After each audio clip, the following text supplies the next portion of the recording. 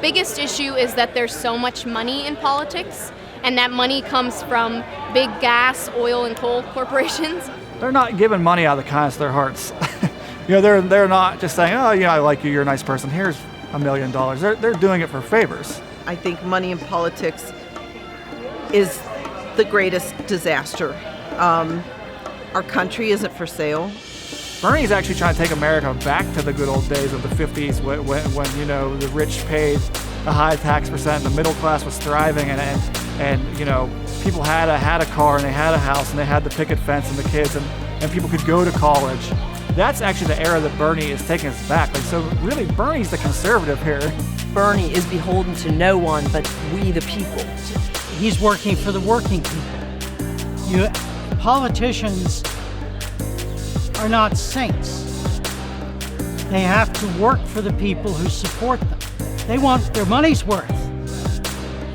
And they get it. She wants to get money out of politics, but you're taking that money and you owe them something now. Obama owed Exxon, so he opened up the Arctic for drilling.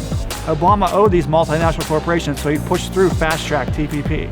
When you take that money, you're working for those people. Over Hillary Clinton's career, her number one donor, almost $1 million, it's like 960-some thousand, is JP Morgan Chase. Corporate donations to get corporate favors. And that's really what it is. So with Bernie, he's beholden to no one. We know that going in. He does not owe anyone any money, so he can only work for the people. She's getting funded by Goldman Sachs. He's getting funded by 250,000 people.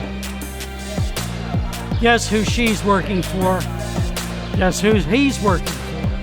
JP Morgan, Chase, and many other Wall Street corporations who are backing Hillary Clinton and they're expecting her to raise $2.2 billion by primary time, and that's just disgusting, where Bernie Sanders is shooting for $50 million.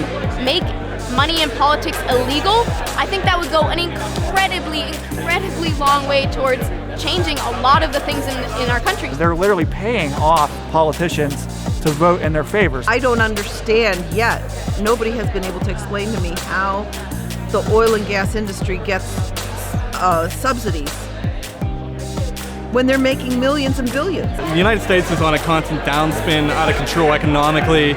Politically, we're being overrun by the 1/10 of 1%, the billionaires, the oligarchy. The government needs to start representing and serving all of the people, not just the wealthiest people in this country. Bernie won't be bought. And if you take the money from the grassroots and from the people, then all you owe is the people. Actually, a lot of what drove me to him was disappointment in Barack Obama. I worked very, very hard for Obama.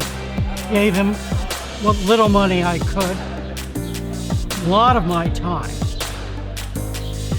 And almost as soon as he was elected, he appointed Reich, and I knew that's it. It's all over. Didn't appoint Rubin. This is a guy who's going to be a right-of-center guy. He's not going to be a liberal. He's not going to be a progressive. And it broke my heart. The Democrats, in a lot of ways, are just as corrupt as Republicans are. And they're getting their money from Wall Street. Hillary's getting their money from Wall Street. There's no real choice. It's like between the Republican or the far Republican.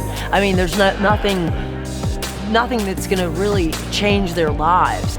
You actually really feel like your vote matters now. I think that you always wanted to think that it does, but you don't really feel like it does matter. And I feel like this time it does, and I think it's that same way for a lot of people. I think the American people will love someone who takes no money from the corporate people. I think that will bring people out in droves, people who never voted before, because this is a man of the people, finally.